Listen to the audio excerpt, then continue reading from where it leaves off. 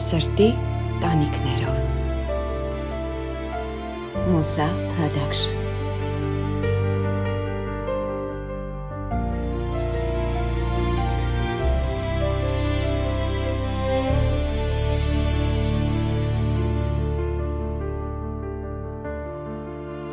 Շատ ուժեղ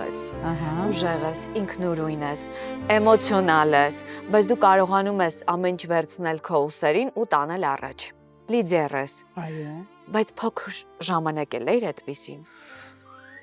Միշտ եմ այդպեսին եղել, միշտ։ Միշտ հենց փոքր ժամանակվանից է դա երևի հայտ եկել, առաջին անգամ, երբ որ 7 տարեկանում թե 8 բիզնես պլան մշակեցի։ Իսկապես։ Ահա։ Փոքրիկ ներկայացում բեմադրեցի ու տոմսերը վաճառեցի դերասանների, դե ճակերտա որ մեր բակի երեխաներն էին, իրենց ընտանիքի անդամների վրա 5 կոպեկով թե ինչ չեմ հիշում, ինչ որ կոպեկներ էին ու վերջում այդ հավաքված գումարով բանկետ կազմակերպեցի։ Մեռա։ Պոնչիկ առանք ու լիմոնադ ու երբեք դա չեմ մոռանում, 8 տարեկան էի, երկրաշարժից հետո էր հիշեցի, այո, միշտ ազգացվել դեռ փոքրուց, իսկ ուժեղը դե ցավոք սրտի հա, երևի թե կյանքս այդպես դասավորվեց, որ բացի լիդեր լինելը նաև ստիպված եղա ուժեղ կին լինել, այսօր շատ հետաքրքիր է, հիմա խոսում ենք, ես առավոտյան շատ շուտ եմ արթնանում ու շատ շուտ եմ տնից առհասարակ դուրս գալիս, այսօր ինչ-որ երկար պառկեցի, տենց որոշեցի, որ այսօր գիշերը փորձ ունեմ, որոշեցի, որ հանգստանամ, ոչ մի բանով չզբաղվեմ ու անընդհատ ինչ-որ նյութեր էի նայում, ուժեղ կանանց մասին անընդհատ ինձ բաներ էր բերում, հենց առավոտից ես կարդում էի, պահում էի այդ ամեն ինչը, որովհետև ոնց որ իմ մասին գրված լիներ, հա, ուժեղ եմ, բայց շատ փխրուն եմ։ Ես էի ուզում ասել, բայց սովորաբար ուժեղ կանեք լինում են ամենաէմոցիոնալ ու ամենափխրուն կանեք։ Պարզապես կյանքը այնպես է դասավորվում, որ մի օր իրենք որոշում են, որ այդ բեռը պիտի վերցնեն իրենց ուսերին ու գնան, որովհետև օրինակ մայրս էլ իմ համար միշտ ինքը ամենաէմոցիոնալ ու խոցելի կինն է, բայց ինքն էլ է ինձ համար շատ ուժեղ կին, որովհետև ինքը ասում է, ես հասկացա, որ ես այս երկու երեխաներից պիտի մեծացնեմ։ Ու թե ոնց պիտի մեծացնեմ, դա ես պիտի ուժեղանամ։ Այո, միանշանակ։ Ինձ թվում է մենք մեր անձը դպրոցից սկսած, եթե ոչ մանկապարտեզից, սկսում ենք բացահայտել։ Դա լինում է, չգիտեմ, բուլինգ ինչ-որ մեկի կողմից, պարտադիր չի մեզ վրա, կողքի անձնավորության վրա, անարդարության զգացում, կամ համակերպվում ես, կամ դառնում ես այդ խմբավորման մի մասնիկ, չեկան, չէ, խմբեր էին ձևավորում աղջիկների, տղաների։ Այ դպրոցից ինչ ես հիշում, ինչ հարաբերություններ էին։ Դպրոցում էլ են ինձ շատ սիրել ու միշտ ակտիվ եմ եղել, միշտ միջոցառումներ էլի կազմակերպել չեն, ժամանակ ավելի շատ մասնակցությամբ էի, այսպես ասած, փայլում, ինչ կար ես առաջին, ոչ թե գերազանցիկ եմ եղել եմ, որ կտոնաստրոյկու յաբան չէ, ուղղակի ինչ կար ես պարտադիր առաջին պլանում էի, որ ասեմ սովորելու համար ուշքս գնում էր սուտ կլինի, լաց չեմ լինում էլի, ուղղակի քամուց է, հա, գրականություն սիրել եմ, լեզուներ սիրել եմ, բայց ֆիզիկա, մաթեմատիկա իմը չէր եւ մինչ օրս իմը չի, երևի թե այդ առարկաներն եմ միշտ այսպես հետին պլան գցել, բայց մնացածի հետ կապված ինչ որ կար, ես միշտ առաջին պլանում էի, միշտ լիդեր եմ, դպրոցում էլ եմ լիդեր եղել, եթե համախմբվել են, ապա համախմբվել են իմ շուրջ, ինստիտուտում էլ էր այդպես դու հո լավ կհիշես, եւ գիտեմ լավ ընկերություն անել են, որ ասում են տղավարի ընկերություն անել, իմ շրջապատում միշտ եղել են լավ տղա ընկերներ, որոնք մինչև օրս կան։ Տեսակս այդպիսին է, ես ուրախանում եմ, որ կարողացել եմ ինչ որ ժամանակի, ինչ որ փոքրիկ հարցերով ինչ որ մեկին օգտակար լինել, եսի։ Ագնետ, իսկ սովորաբար ավելի շատ տղա ընկերներ ունես, թե աղջիկ ընկերներ։ Տղա։ Ավելի վստահելի են քեզ համար։ Մանկության ընկերուհի որպես այդպիսին չունեմ, ոչ թե նրանից, որ իրենք վատն էին, չստացվեց այդ երկար ճանապարհը երևի տրված չէր, որ անցնեինք, բայց այս հասուն տարիքում ձեռք բերեցի ընկերուհիներ ու գիտես ինչ ընկերություն է, ինչն է շատ լավ,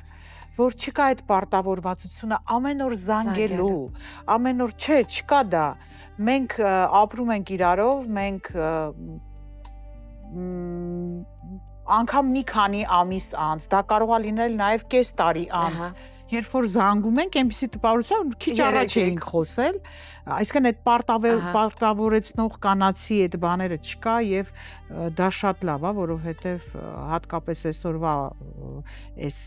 արագ տեմպի մեջ առանց այդ էլ ամբողջ օրը վազում ես բան եւ ինչ որ անկապ փիլիսոփայում եմ մի տեսակ հիմա կողքից ինձ լսում ասում ինչ ես խոսում բայց դա իրոք այդպես է դու գիտես որ ունես հարազատ մարդ հարազատ հոգի ում կարող ես 6 ամիս անց զանգել ու քո խնդրի մասին կամ իր խնդիրը լսել ու իսկ ինչն է որ քեզ զգում ես որ այդ մարդը քո մարդն է այ քո անձնավորությունը ինչն է որ այդ պիտի պարտադիր լինի այդ մարդկանց մեջ թերևս խառնվածքը երևի առաջին հերթին երևի դա մի քիչ պիտի ինպես փոքրիկ գիժ լինի իրանց ներսում ես пассив մարդկանց հետ շատ դժվար եմ հարմարվում որովհետև երբ որ մի բան ասում ես ասենք ենթադրենք ասեմ քնար արի ոդկով գնանք բարձրանանք չգիտեմ հիմա այս ինչ տեղը վստահ եմ որ կասես արի գնանք բայց այն տեսակը որին ասում ես օ դե չէ դա այնքան հեռու է ու երբ որ մարդը սկսում է կյանքը բարթացնել առանց այդ էլ էս բարդ դա ինձ դուր չի գալիս ինձ պետքա իմ նման մարդիկ ովքեր հա հաշտո շարի գնանք արի բարձրանանք արի անենք բան այսինքն ինձ ինչ որ կարող է ես դա չանեմ կարող է ես դա առաջարկում եմ ուղակի բայց խթան հանդիսացող ինձ բանը արգելք չհանդիսացող երևի թե էտա չգիտեմ հիմա ես ունեմ ընկերուհի շատ մտերիմ շատ հետաքրքիր բան եմ հիմա ասում ում հետ ծանոթացել եմ ինչ որ մի միջավայրում շատ պատահաբար հետո մի քանի տարի անց գնացել եմ իր մոտ ինքը հրաշալի մեյքափ արտիստ է ու պարզվել է մենք ծնվել ենք մենք լրիվ նույնն ենք ծնվել ենք նույն օրը գաղափարապես նույնն ենք մտածում ենք լրիվ նման կերպով ու մենք հիմա համատեղ բիզնես ունենք շատ հետաքրքիր է այո Գիտես, սովորաբար օրինակ իմ կյանքում երբ որ մարդիկ սխալվում են, ես առաջ ներում էի։ Ես օրինակ այդպիսի ընկերուհի ունեցել եմ, ով ինձ շատ ցավոտ հարվածել էր, դեռ այդ աստիճանի ցավոտ չներեցի, հետո մի անգամ էլ էլի այնպես իրավի։ Մի անգամ ներեցի, հետո շատ ցավոտ, որ էլ դրանից հետո ներում բեկում չկա։ Բայց ես հասկացա, որ սխալը իմ ներսում է, որովհետև երբ որ Աստված քեզ մի անգամ ցույց է տալիս, հետո դու ասում ես, չէ, նորից։ Հետո մի հատ էլ ու հիմա ես չեմ ուզում ասել մարդկանց հնարավորություն չեմ տալիս, բայց ովքեր որ հասկանում որ ինձ կարող են ունակ են մեջքից հարվածելու, ես այդ մարդկանց էլ ուղակի մոտ չեմ թողնում։ Քեզ մոտ կա նման բան, ո՞նց ես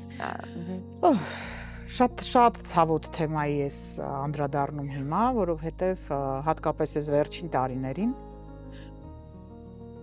բոլորը թվով հաշված երևի 2 կամ 3 հոգի, որ այդպես այո, մենք ենք մեղավոր, բայց ասեմ դրան նաև մի քիչ հակադարձեմ Իմ կյանքում կան մարդիկ, ով այսպես խաչ եմ քաշել, առաջ ես էլ էի քոպես, ներում էի, չգիտեմ ինչ եւ այլն, բայց հիմա չէ։ Հիմա այսպես մի հատ հետաքրքիր ուժ ա տվել Փարք Տիրոջը, այսպես մի անգամից հանում եմ ու վերջ չկա այդ մարդը այլևս որևէ կերպ, որևէ չգիտեմ ինչ, այն որ հա Աստված մի արածի, եթե ինչ որ մի այնպիսի բան լինի, որ իմանամ այդ հարցը միայն ես կարող եմ լուծել, ես տեսակով շատ բարի մարդ եմ, ցավոք սրտի, ես օգնության ձեռք նորից կմեկնեմ, բայց կսահմանափակվեմ դրանով, այդ գծիծային կողմ իրեն չեմ թողնի, շատ մարդիկ եղան իմ կյանքում այդպես, ովքեր հիմա չկան եւ չեմ էլ ուզում լինեն եւ չեմ էլ փոշմանում, որովհետեւ նաեւ սա մի քիչ անձնականի էլ տանեմ, աղջիկ ընկերուհիներին թողնենք մի կողմ, նաեւ անձնականում այդ լինում է պահեր, երբ որ ես այսպես գիտեմ, որ տոքսիկ հարաբերություններ են, գիտեմ, որ ես ցավալու եմ, բայց այն որ միշտ պայքարում էի, հիմա տենց չեմ անում, հիմա երդվում եմ, իսկապես դա այդպես է, թողնում եմ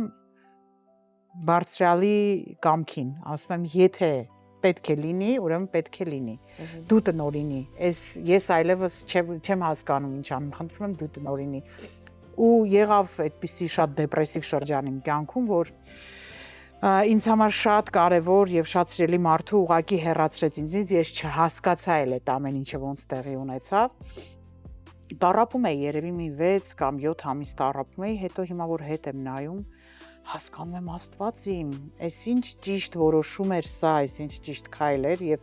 ինչ ճիշտ էր այդ բաժանումը, որովհետեւ ես այսօր էսպիսին եմ, ինչպիսին կամ, իսկ այն դեպքում ես չէի լինելու, ես լինելու էի արդեն ուրիշ մարդ։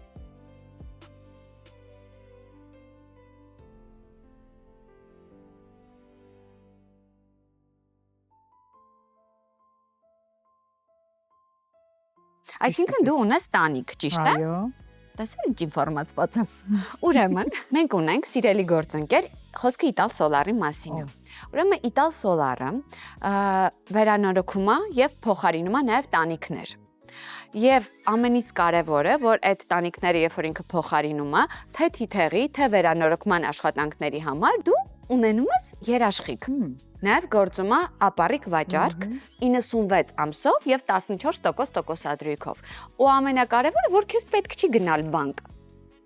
Դու ստացվում է ամսական 20,000 դրամով կարողանում ես փոխարինել քո տանիքը, ձեռք բերես նոր հրաշալի տանիք։ Դրա համար պարզապես անհրաժեշտ է զանգահարել Ital Solar 812 մնացած ամեն ինչը կհոգան Ital Solar-ի բարեհամբույր աշխատակիցները։ Լավ է, չէ՞։ Հրաշալի է։ Հիմա հենց տանիքդ Աստվածուչանի կաթը, դու դրա լուծումը գիտես, զանգահարում ես Ital Solar, համ տանիքդ են վերանորոգում, ուզում ես լրիվ նոր տանիք են փոխարինում, պետք լինի, եթե ապառիկ ես վերցնում 96 ամիս, 14%։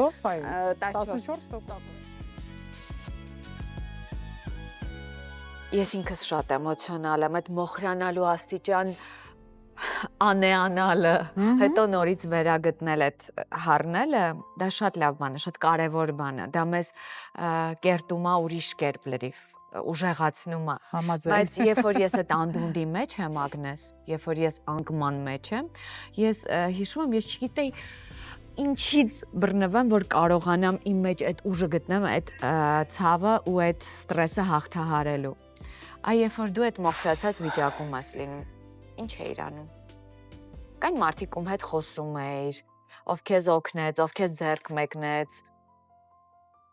Մամայի հետ էիր կիսվում։ Դե հիմնականում մամայի հետ, որովհետև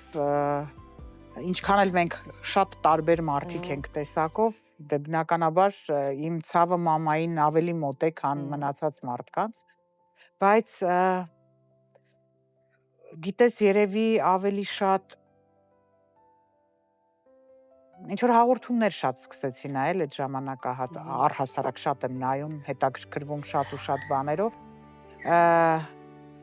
հիշում ես, չէ, Մյունխաուզեն, բարոն Մյունխաուզենը, որ ասում է հենց լճի մեջ, ճահճի մեջ ու ասում է ես իմ մազերից բռնեցի, այդպես էլ եղավ, ես ցավոք սրտի, մեր մոտ այդ պրակտիկան զարգացած չի դիմել հոգեբանի օգնությանը եւ այլն, դե մենք էլ ես բան ինձ ինչ ա եղել եւ այլն, ես դրան վատ չեմ նայում, ուղղակի ես տենց երևի դեռ պատրաստ չեմ այդ քայլին դիմելու, այդ տենց ինքս ինձ ուղղակի այսպես դուրս քաշեցի, որովհետեւ ես հասկացա, որ ես ուղղակի խամրել եմ, ես ինձ չեմ ճանաչում, իմ աչքերի փայլը չկա, ես նայում եմ հայելու մեջ, հայելու միջից ինձ նայում է բոլորովին ուրիշ մարդ, դա ես չեմ, դու ինձ ճանաչում ես, գիտես, պոզիտիվ, բան, կրակի պես մտնեմ ու ես նայում եմ ինձ, ասում Աստված իմ բան, ցավոք այդպիսի վերելքներ ու վայրեջքներ շատ են եղել, բայց էլի փառք Տիրոջը, դրանց շնորհիվ է, որ ես այսօր ամուր եմ կանգնում։ Ես ինքս հոգեբան չունեմ, չեմ այցելել, գուցե վատա լավա չգիտեմ, բայց տատիկս հոգեբան էր մասնագիտությամբ,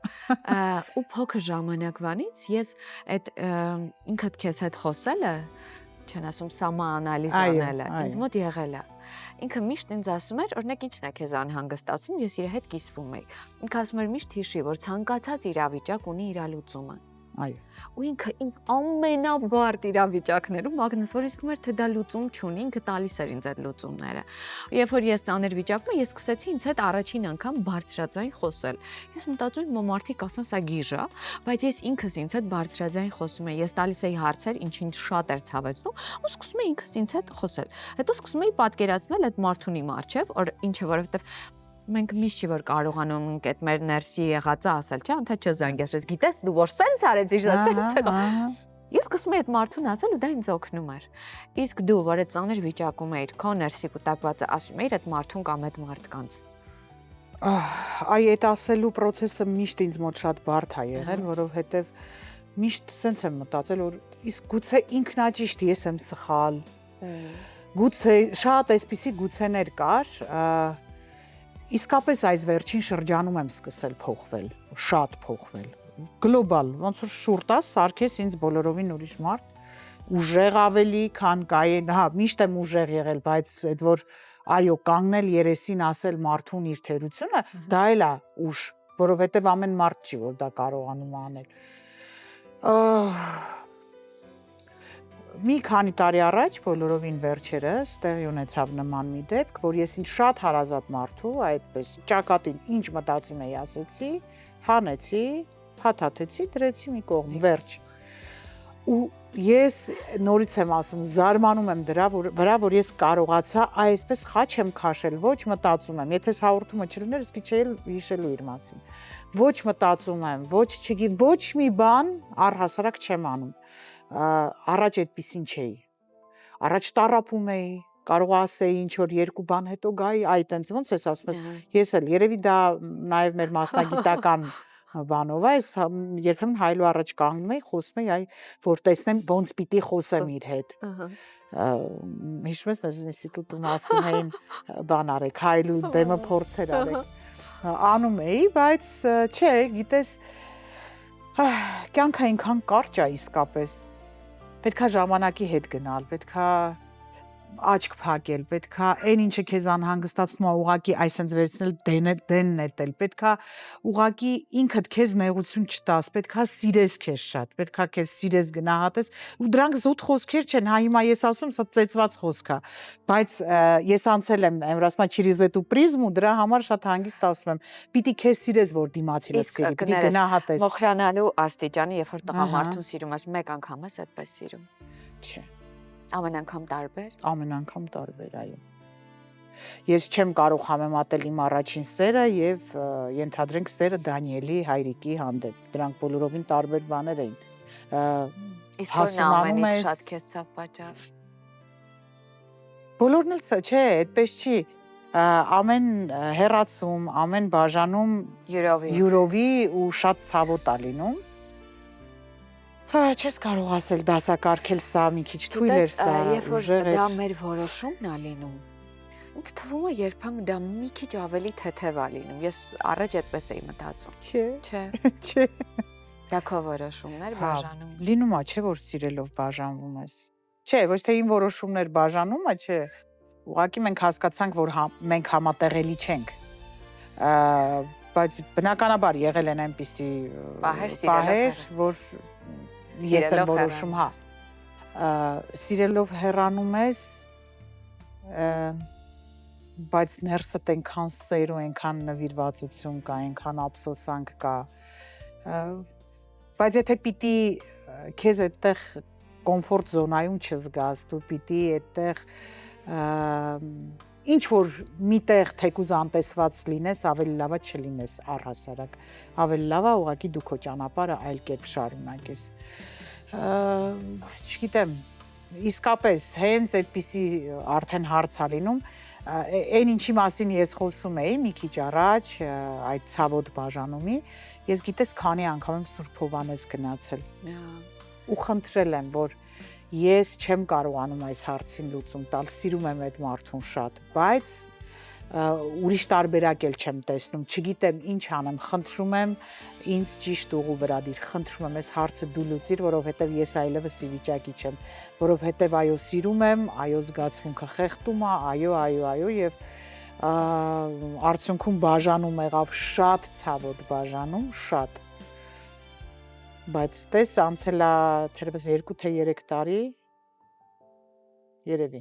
արդեն չեմ էլ հիշում երբ։ Ու հիմա երբ որ հետ եմ նայում, ասում եմ Աստված իմ այնքան շնորհակալ եմ քեզնից, որ այսպես ստացվեց, որովհետև իսկապես այդ հարաբերությունները այն հարաբերությունները չէին, ինչը որ ինձ պետք էր։ Ինձ այսպես։ Դու սիրում ես ամբողջությամբ։ Ոչ մեկ կիսատ չի սիրում։ Ամբողջությամբ եւ ամբողջությամբ էլ նվիրվում եմ։ գլխովի, չգիտեմ, 16 տարեկան երեխայի պես նետվում եմ այդ հորձանուտի մեջ, երբեմն գիտես, ես չունեմ այդ կանացի խորամանկությունը, որ ինչ որ մի բան ցույց չտամ, ձևեր, չէ, ես այդպեսին չեմ, եղբայր, ես կամ սիրում եմ, կամ չեմ սիրում։ Եթե սիրում եմ, ուրեմն սիրտս բաց, հոգիս բաց, չգիտեմ, այն որ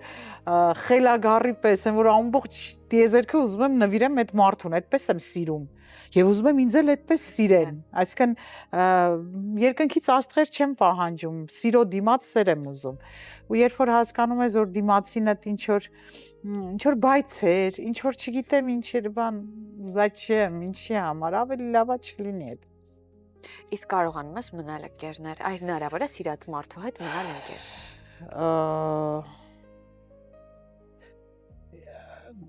Շատ բարդ հարց ես տալիս, այնուամենայնիվ ինչ որ մի բան այն չի, որովհետև երբ որ դու այդ մարդու հետ արդեն ուրիշ կերպ ես շփվել, արդեն մնալ զուտ սովորական, թեպետ ես ամբողջ կյանքում ասել եմ հնարավոր է,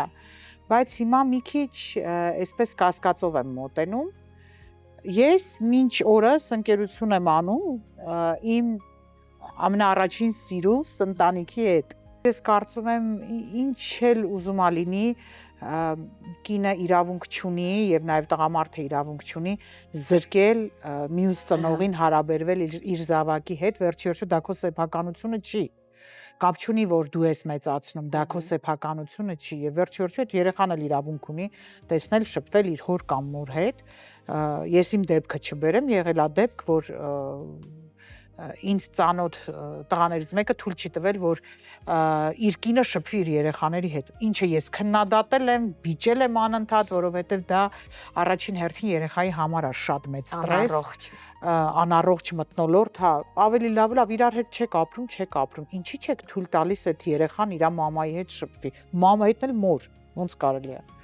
Չէ, ես հենց առաջին իսկ օրվանից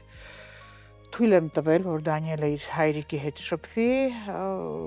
շփվում են եւ ես դրա մեջ վատ բան չեմ տեսնում, հակառակը շատ լավ է եւ հաճախ խոսակցություններ է լինում, երբ որ խոսում ենք, դե նախապատրաստում եմ արդեն մեծ տղա է 7 տարեկան, մենք իրար հետ շատ ենք զրուցում, ինքը անընդհատ ասում էր պապայի հետ բա երբեք միանալու, երբեք սիրավարվելու։ Բողոսի ջան։ Հա, ես իրեն բացատրում եմ նախապատրաստում, որ այդպիսի բան չի լինելու երբևէ, որ մաման առանձին ընտանիք է կազմելու, պապան առանձին, բայց երկուսս էլ քեզ ուրիշ կերպ ենք սիրելու, որովհետև դու մեր առաջին բալիկն ես, բան։ Պետք է երեխայի հետ խոսել։ Օրինակ շատ վատ է, երբ որ դու մեծանում ես, քո ծնողները առանձին են ապրում, չգիտեմ, եկել ասում են պապան դրսում է ապրում, բայց փաստացի հայրն ու մայրը բաժանված են։ Եղբայր խի,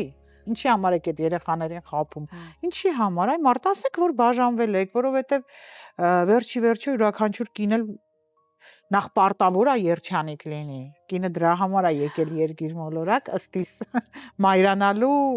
մոլորակը զարգացնելու, ավելի մենք ենք անում, ոնց ստացվում է։ Եվ յուրաքանչյուր մարդ առհասարակ բան չանենք, հա, չբաժանենք, չտարանջատենք, յուրաքանչյուր մարդ պետք է երջանիկ լինի։ Իսկ ով է, դե լավ չստացվեց հիմա Իսկ երբ Դանիելը ծնվում էր, Ագնես, կար մտավախություն, որ դու կարող ես հանկարծ իր հայրիկի հետ չլինեք միասին։ Մենք արդեն իր հայրիկի հետ չէինք։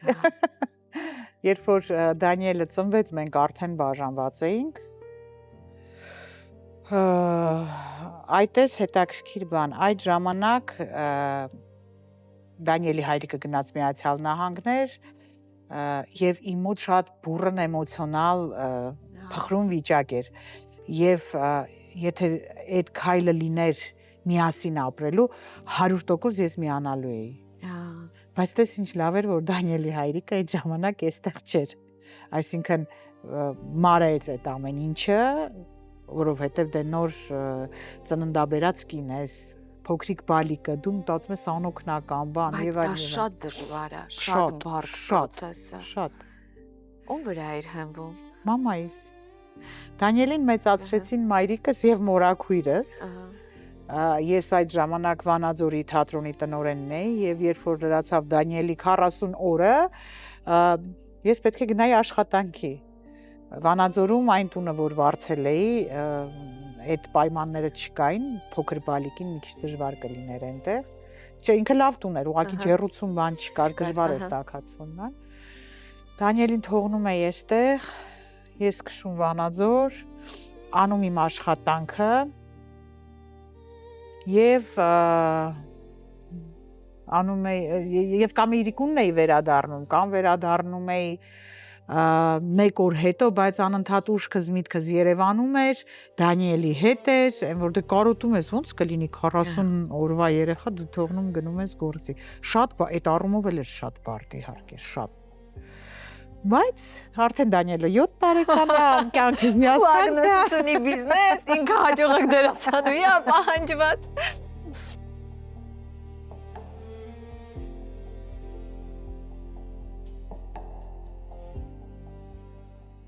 Ագնես, ուրեմն մենք ունենք ընկեր օգնական, խոսքը Ամիոբանկի մասին է ու հատկապես իր Visa Platinum քարտի մասին է, որը կախարդական հնարավորություններով քարտ է։ Անկեղծ եմ ասում, չեմ չափազանցնում։ Հիմա գնացիր օդանավական, չէ՞, ինչ որ տեղ պիտի մեկնես։ Մտար օդանավակայան։ Չասես բիզնես լաունջը։ Ինչ լավ է։ Բայց մենակ դա չի։ Նայ, ճապրուկները փաթեթավորեցին։ Այն հերթերը, որ պետք անձնագիր հանձնես եւ այլն հերթը չես հանձնում։ Չես ոչ թե չես հանձնում, չես կանգնում։ Առանց հերթերի անցնում ես գրացման հերթերի։ Գնացիր անվճար բիզնես սրահից հյուրասիրվելու։ Սթորիներ Instagram-յան արեցիր, մեկնեցիր։ Գնացիր դրսում ավտոմեքենատ քո ուզած վարձեցիր։ 30% զեղչով, որտեղ ունես Ամիոբանկի Visa Platinum քարտ։ Աստված մի արած թե փչացավ, չէ՞։ Գալիս են ավտոմեքենատ վերանորոգելու։ Չեմ հավատում։ Այո, եւ Ամիոբանկի Visa Platinum քարտը հիմա այս մեծ սրտով նվիրում եմ քեզ, քո ընկեր օգնականին եւ տալիս եմ քեզ Ամիոբանկի կողմից մի հարց, որոնք են ընկերության մասին քեզ համար չգրված օրենքները։ Անկեղծությունը, անդավաճան լինելը եւ յուրաքանչյուր պահի կողքիդ լինելը, դա 24/7, հա, այն որ չի քննարկվում։ Այս ընկերն էլ է 24/7 քո կողքին։ Դե գիտեմ, դրա համար գործես։ Դրա համար սիրով ընդունում եմ, որովհետեւ սա ինձ համար շատ լավ նվեր է, ասեմ ինչու, որովհետեւ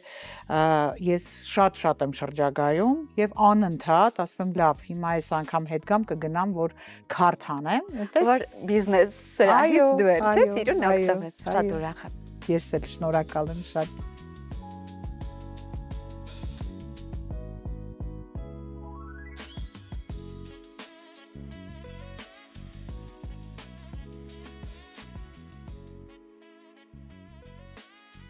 Գիտես, ես հասկանում եմ, որ կնոջ համար շատ ծանր ու շատ դժվար է, երբ որ ինքը հասկանում է, որ մենակ պիտի մեծացնի իր երեխային։ Կապ չունի, որ հոր հետ ունեն ջեր։ Միևնույնն է, դու ինքդ պիտի մեծացնես երեխային։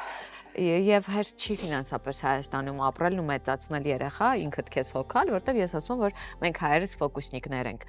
Միանշանակ։ Այ մտածում էի, լավ, թատրոնի աշխատավարձով տնօրենի անգամ չես կարող երեխա պահես։ Իհարկե։ Ինչ արեցիր։ Այդ ժամանակ այդ բիզնեսիդ գաղափարը ծնվեց։ Չէ, բիզնեսի գաղափարը ծնվել է չէ, բիզնեսի գաղափարը վաղուց է ծնված եղել, ուղղակի իրագործումը 2-3 տարի առաջ իրագործեցի։ Ցավոտ թեմա է իրականում ինձ համար, չէ, ել ուզենա անդրադառնամ դրան, որովհետև ես մոռացա իմ մասնագիտությունը, ես մոռացա, որ ես դերասանուհի եմ եւ ես սկսեցի անել ամեն ինչ, ամեն ինչ в рамках разумного։ Ինչ էիր անում։ Տեխնիկական աշխատանք էի անում։ Ապրես դու։ Հա։ Գիտես, հիանում եմ անկեղծ, որովհետև երբ որ դերասանուհին, կայացած դերասանուհին, մեր մասնագիտությունը թող ինձ ներեն հիվանդության պես մի բան է։ Այս Մուշեղիչը, Ալբերտ Մուշեղիչը մեր սիրելի վարպետս միշտ ասում էր, քնարիկ ես կյանքում քեզ բոլորը կդավաճանեն, բացի քո մասնագիտությունից։ Երբեք մասնագիտությանդ չդավաճանես։ Ու իսկապես եղել են իրավիճակներ, որ հասկանում ես, որ մարդիկ կդավաճանեն քեզ, բայց դու այնքան ամուր պիտի բռնես քո սիրելի աշխատանքից, որ ինքն էլ քեզ բռնի։ Ու հաղթահարեցիր այդ этаպը։ Շատ բարդ։ Ես միշտ պատրաստ եմ աշխատելու, ես վատ կզգամ, երբ որ իմ երեխան ինչ-որ մի բան ուզենա ու ես չկարողանամ դա իր համար անել, ես անգամ ֆուրշետնի կամպանիայում եմ աշխատել, ֆուրշետներ էի անում, այդ ծաղի բաները, որ հավաքում են, մրգերը, բուրգեր, ես հիմա կարող եք բերել դնել, շատ արագ դա կարողանում եմ հավաքել։ Այսինքն օգտագործում էի եւ իմ ձեռքի շնորհքը, եւ ֆիզիկականը, եւ Փառք Աստծո կարողացա պատվով դուրս գալ, թեպետ ինձ դժվար էր այդ ամեն ինչը տրվում։ Ես գիշերները լացով քնում էի, լացով արթնանում էի, երեխայի կարոտից Moskva слезам не верит, որ ինքը բարձի մեջ միշտ։ Բայց Փառք Աստծո չեմ դժգոհում, ուղղակի այնքան շոշափելի է վերջին շրջանում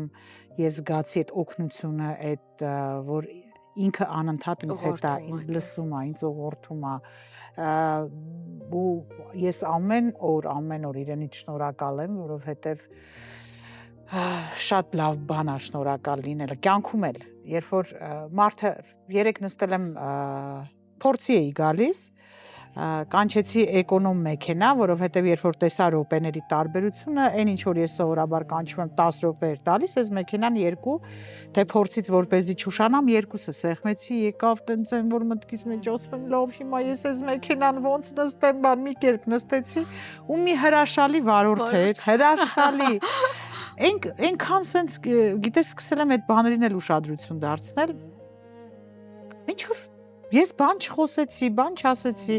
նստեցի մեքենա, ուղղակի բարևեցի, դե հիմա այդ մարդը հետ ակշում, չէիր ուզում չկանչեիր,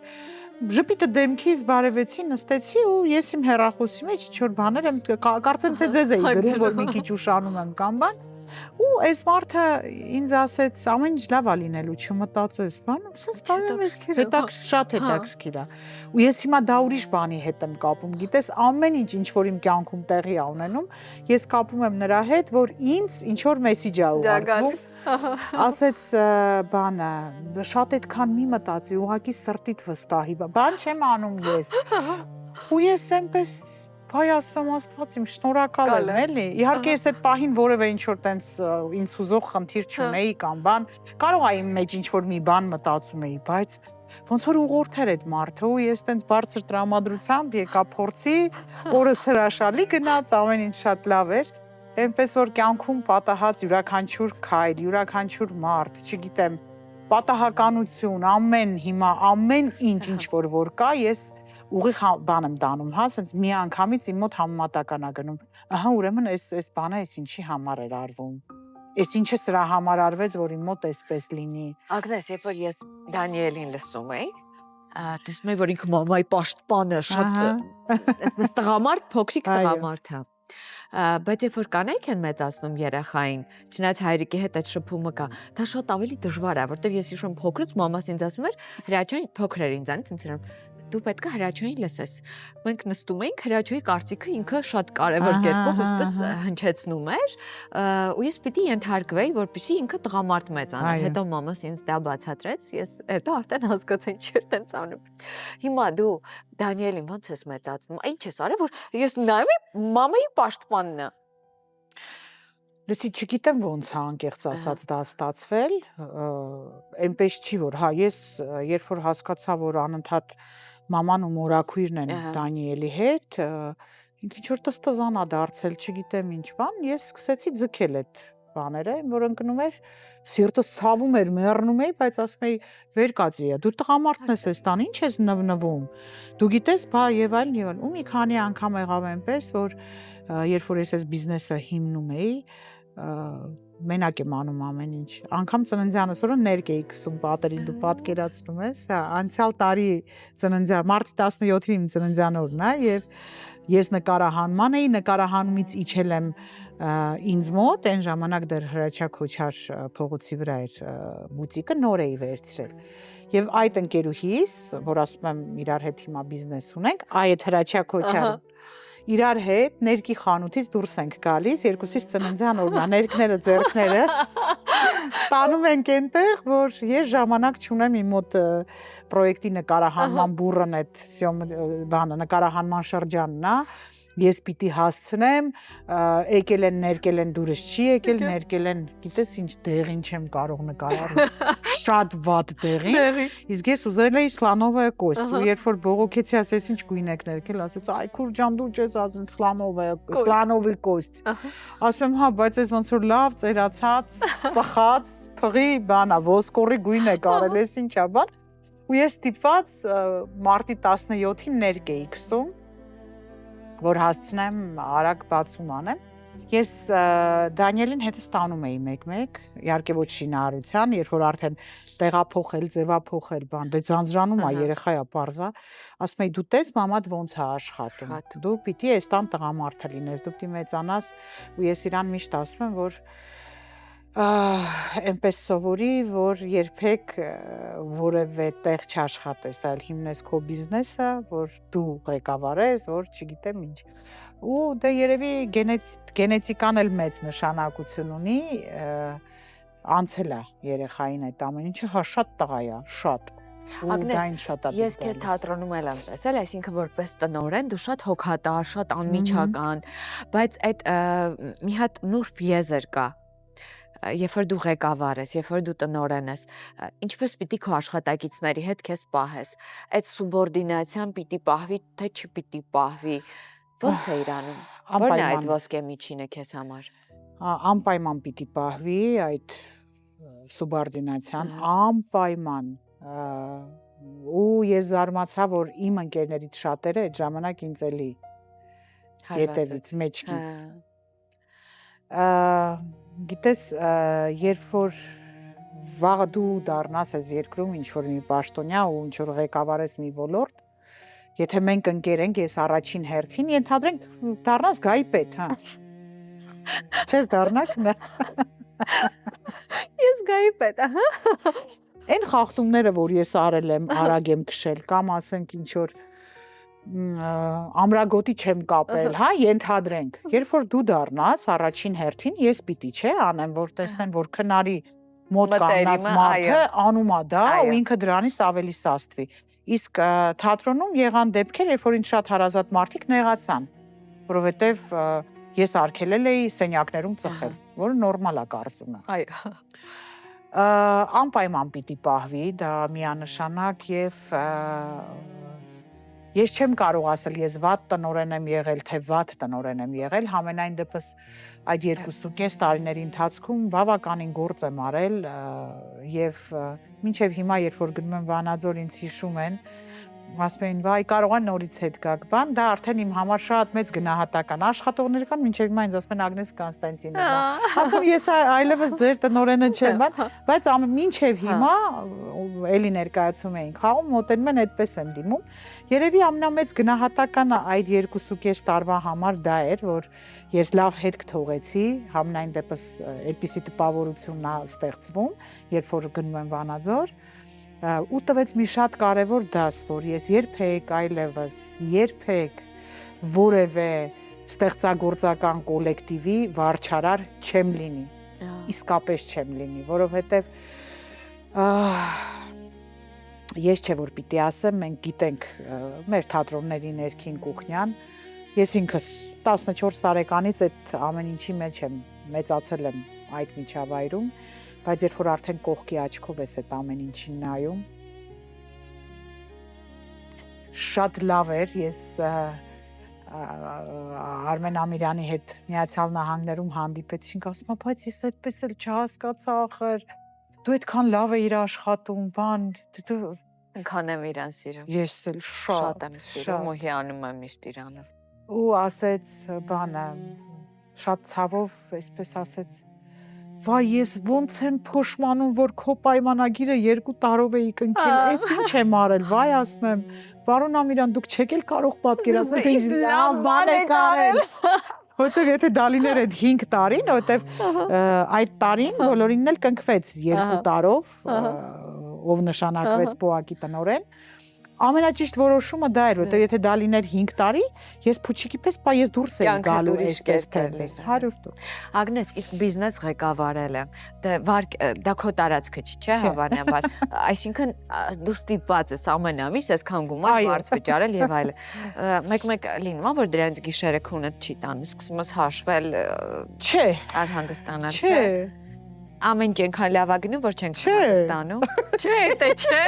Գիտես ինչ, ուղղակի հասկանում եմ, որ դա իմ կյանքից տանելու է այդ մի քանի ժամը, նյարդային ու ինձ ոչինչ չի տալու։ Քնարի կհավատաս հիմա ինչ ասում եմ։ Հա, իհարկե։ Այն որ գալիս է այդ օրերը եւ ես շատ վատ վիճակի։ Գիտեմ, որ եղբայր Հեսա վիճարը։ Դի միայն դա չի, չէ, հետը նաեւ ուրիշ վարկերակուտակված, չգիտեմ ինչերա բան, ասում եմ ամեն օր եմ ես շնորհակալ լինում, բայց տենց այդ օրը ասում եմ բանը։ Դե լավ, հաստատ դու ինձ օգնելու ես, լուրջ։ Ես ասում եմ հաստատ ամեն ինչ շատ լավ է լինելու։ Ես չեմ հիմա արդեն կարող եմ հիմա կողքից նայեն, ասեն այս աղջիկը կարող է մեկի, չէ, չկա նման բան։ Իրոք օգնում է ինձ, իրոք Ես հավատում եմ, համոզված եմ։ Այսպես Շատ անսպասելի մի տեղից։ Այո, շատ անսպասելի կերպով։ Օրինակ հասարակ բան եմ ասում։ Եղավ օր, որ այտենց օրը մոտենում է, ես չգիտեմ ինչ անեմ, Դանիելի ծննդյան օրն է, էդ էլ կուտակվում, ինչ անեմ, Աստված իմ ինչ անեմ, երեխաս էլ ծնունդ է ուզում ընկերներ, բան։ Երևի մի 2 ժամ սենց բանի պանիկայի մեջ են գալիս, մեկ էլ ու ասեցի լավ Աստված իմ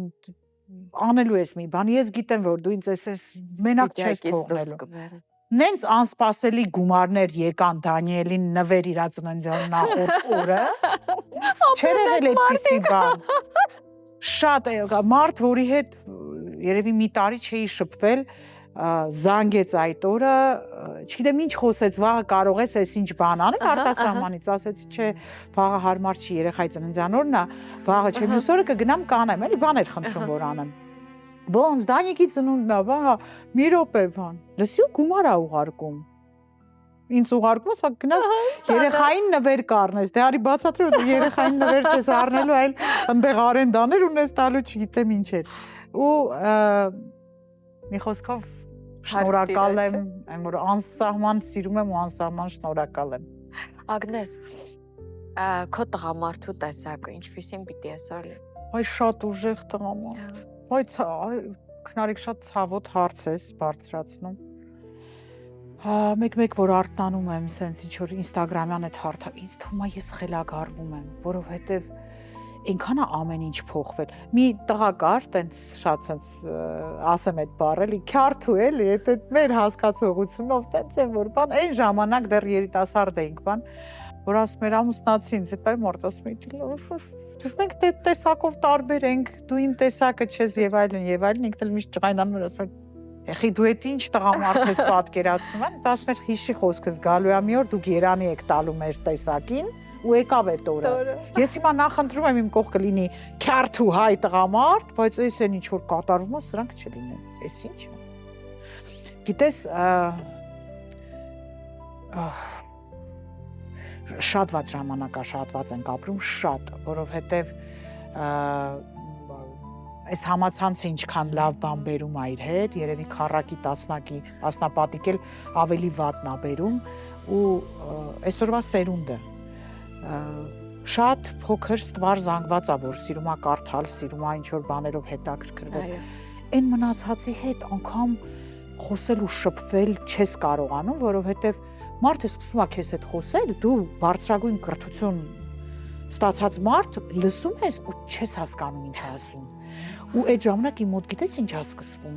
Ասում եմ, վայ կարող է իմ հետ մի բան են չի, կարող է իմ հասկացը իսկապես եղել է մի քանի դեպք։ Վայ ասում եմ, այս ինչ են ասել, վայ ես երևի գրականությունը արդեն չի երիքել, իմ կարդացածը իմ նայած ես երևի սխալ բաներ եմ նայում։ Այս ինչի մեջ ենք ապրում մենք հիմա։ Լսի, դու ուզում ես ուժեղ, կարգին հայ տղամարդ, հայը պարտադիր է։ Այդ ուժեղ ինչի նկատի ունես, որ այդ հոգսերը վերցնի ուսերիցդ, որ դու հանգիստ լինես իր հետ,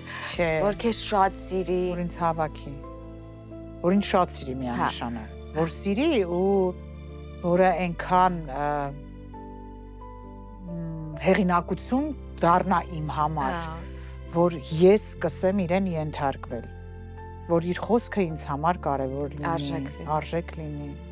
Չեմ ուզում, ես միշտ էլ պատրաստ եմ աշխատելու, կաշխատեմ, ես առանց աշխատելու չեմ կարող, ես մարդու այդ տեսակն եմ, ով կհիվանդանա, եթե չաշխատի։ Չէ, ուղղակի զգաս, որ այ մարդ մարդ ունես էլի կողքդ, մարդ ով թեկուզ ասես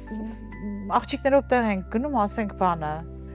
դե պարզա որ կգնանք естественно բայց որ ինքը ասի լավ կմտածեմ կասեմ տեսնի մի քիչ խնջիկ լավ շրջես ասի դե լավ գնա ու դու ասես դե լավ թողեց այս կանացի ինչ որ բան եմ ուզում հասկանում եմ ասենց ինձ կին եմ ուզում զգամ ուզում եմ ուղակի ինձ զգամ սովորական կին ուրիշ ոչ մի բան քո գրաֆիկը սարսափելի է որովհետև դու առավոտից մինչև երեկո առավոտից մինչև երեկո դու վազում ես սպորտին, հետո ես ներկայացմանը, հետո ես նախագծին, հետո ես նկարահանմանը ու գիշերը։ Հետո հաջորդ օր նորից տենց սկսվում է։ Որը կինեմ պատկերացնում։ Չէ, որը կինեմ փոքրիկ ուրախությունները, որ դու ասում ես այ հիմա վայել է, որովհետև ես հիմա նայում եմ, հիմա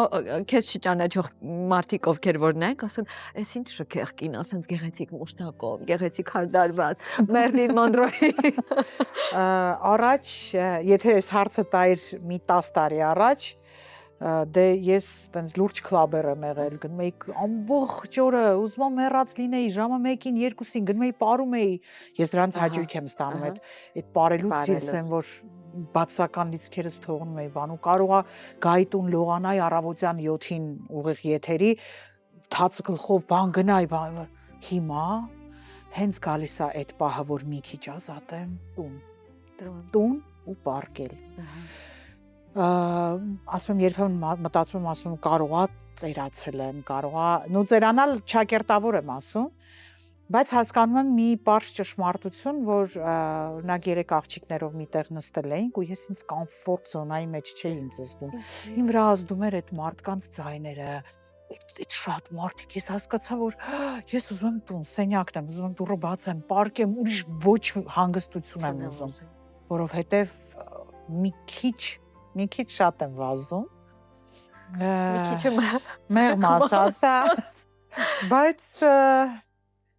բայց դա էլ է, գիտես, ինչ որ ցեն ժամանակահատվածներով է։ Կարող է հիմա նորից գա այն պահը, որ ուզենամ ապարելու ցանկություն ունենամ, ու ես իդեպ ունենում եմ այդպիսի ժամանակահատվածներ։ Օրինակ մի 2 տարի առաջ ուրբաթ օրերը անպայման գնում էի ապարելու։ Իսկ ինչ բարեր է սիրում լատինո ամերիկյան տանգոներ, ինչ։ Ուղղակի դիսկո։ Ժամանակակից դիսկ։ Ուրեմն ես հին եմ։ Ես լատինոն ու տանգոները շատ եմ սիրում։ Չէ, գնում եմ կլուբ երիտասարդների հետ հավասար, պարում ու Իսկ օրինակ սուրճ խմորեղենով կամ չգիտեմ, դա քեզ փոքրիկ ուրախություն է, թե չէ։ Չէ երևի։ Չէ։ Իսկ շոփինգ։ Չէ, այ գիտես ինչն է ինձ շատ հանգստացնում մեքենա վարել ու գնալ ինչ-որ միտեղ։ Ինքդ ես վարում։ Էի վարում, հիմա ցավոք սրտի չունեմ վարորդական իրավունք, զրկվել եմ։ Հա։ Ու քննություն պիտի հանձնեմ ու պայթում եմ ես այդ քննական հարցերից ու Աստված առաջ որ ես քննությունս հանձնեմ վերջացնեմ, մի հատ բունտ եմ անելու այս քննական հարցերի հետ կապված, որովհետև ես սովորում եմ թե բեռնատարի անվադողի պաշտպանիչ շերտի մնացորդի բարձրությունը ինչքան պիտի լինի եղբայր խեմ ես դա սովորում ինչի համար նախ երբեք անգամ քո մեքենայի անվադողի այդ շերտը դու չես չափում երբեք սանտիմետրով չես նայում օй 1.6-ից մի քիչ արդեն անգիր գիտեմ հասկացար Հրաշալի կհանձնես քննություն Օ ես չեմ գնում միլիմետրով չափեմ ինչքանա որ քշեմ կամ չքշեմ ախմախ այնքան հարցեր կա կամ տրոլեյբուսներին պետք է եղբայր ուր է մեր քաղաքում տրոլեյբուս ասում կարող է գնում ես արտասահման ասում եմ իմ վարորդականով ես արտասահմանում կարող եմ քշել ասում չէ պիտի միջազգայինը հանես երբ որ միջազգայինը հանելու լինեմ այդ տրամվայի հարցը մտցրեք պատասխանեմ մի խոսքով սիրում եմ շատ մեքենա վարել սիրում եմ տարբեր քաղաքներ գնալ բայց գեղեցիկ հագուստները որ քո խանութում կախված են ո՞նց ես ընտրում Գնում եմ, բայց հաճույք ես ստանում այդ process-ից։ Գիտես ինչից եմ հաճույք ստանում, որ ասեմ, հա, սենց անկեղծ գնում եմ, ինձ երբեք ոչ մեկը այնտեղ չի ճանաչի, որ ես եմ, որովհետև ես տենց հագնում եմ զրահապատված գնում եմ այդ մեծ բաների մեջ բան եմ գալիս, նայում եմ, պարտադիր ընտրում եմ։ Ու երբ որ բերում եմ արդեն ապրանքը, երբ որ հասնում է Հայաստան, դե մեծ պարկերով Ահա։ բանով գալիս է, դենց կարգոից ստանում ես, բեր դա մի ուրիշ հաճույք, այլ եմ որ ապուշ բան եմ ասում, բայց ինչ որ առևտրականի բան է մեջս մտել ցավոք սրտի։ Չէ, ես առևտրական չեմ, սա գեղեցիկ շորեր եմ ցուցադրում։ Հա, իդեպ միշտ աշխատակցուհիս որ ասում է բանը, բայց այսքան զեղչ որ անում ես, ասում եմ միշտ հիշի։ Մենք այս խանութը չենք բացել, որ ես հարստանամ, այս խանութը բացվել է նրա համար, որ մեր կանայք սկսեն գեղեցիկ Կակնվել։ Սենց բացում եմ։ Ահա։ Դե դրանք մենք խոսում ենք շատ մեծ պարկերի մասին, Ահա, որ ահա։ մի քանի տղամարդ բերում է, հա, այդ ամբողջ Այո։ ապրանքը։ Սենց բացում եմ, մեկ էլ սենց շորը հանում եմ ու աչքի տակով նայում եմ աշխատակցուհուս, որ ինքը սենց հանում, շատ լավ աղջիկ է Սյուզին էլի, ինչի հենց Սյուզին եմ շեշտում, որտեղ արդեն երկար ժամանակ է իրար հետ ենք։ Ինձ բարձրացնում ու սենց նայում եմ Սյուզին, եթե Սյուզի աչքերը սկսում են փայլել, նշանակում է շատ լավ բան։ Ընտրությունը։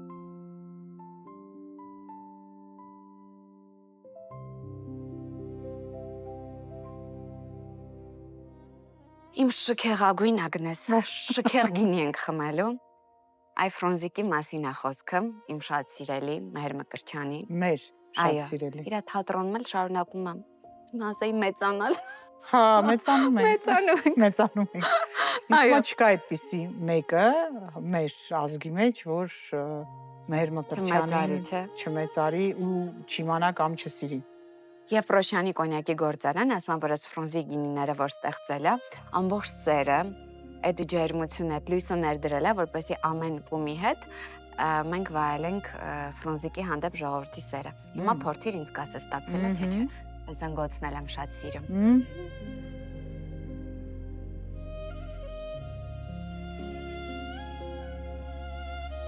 Շատ։ Հաճելի էր, չէ։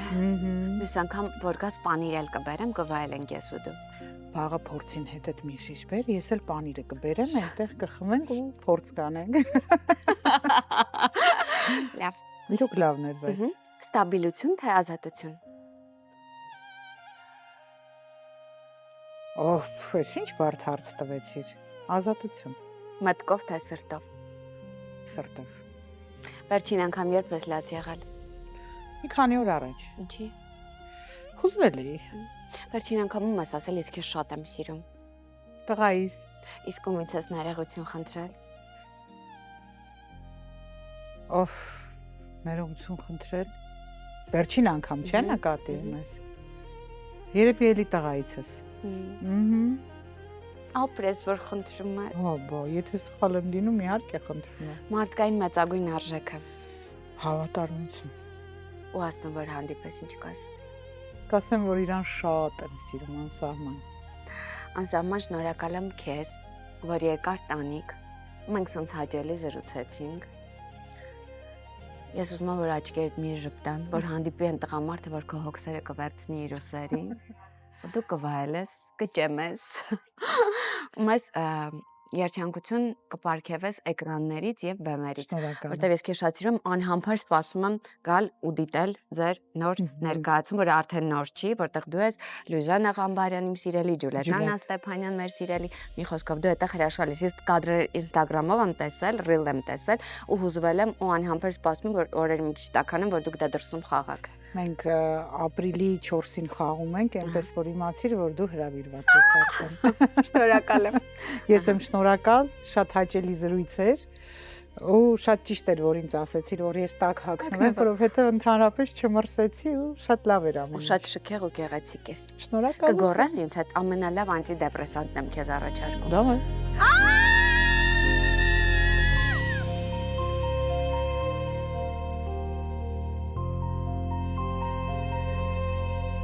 Հաղորդման գործընկերն է Պրոշյանի կոնյակի գործարանը, Իտալ Սոլարը, Ամիո բանկը, Մուսա Production, Սրտի տանիքներ։